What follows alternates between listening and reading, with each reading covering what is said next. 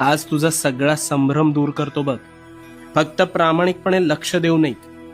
मला सांग, आंब्याच्या झाडाचे बीज रोवून सफरचंदाचे झाड उगवलेलं तू ऐकलंयस का कधी? नाही ना. मग स्वतःच्या डोक्यात नकारात्मक विचारांचे बीज रोवून सकारात्मक गोष्टी घडतील हा विचार योग्य असू शकेल का रे? कदापि नाही. पण हेच घडतंय तुझ्या बाबतीत. तू एखाद्या गोष्टीचा आरंभ संकल्प करून मोठ्या दिमाखात करतोस, पण काहीच दिवसात अपेक्षित यश मिळत नाही, म्हणून नकारात्मक विचारांचं तोरण आधीच मनात बांधायला सुरू करतोस. आणि मग गोष्टी मनासारख्या होत नाहीत, म्हणून कायम रडत बसतोस. नकारात्मक विचारांचं ग्रहण लागलंय रे तुला.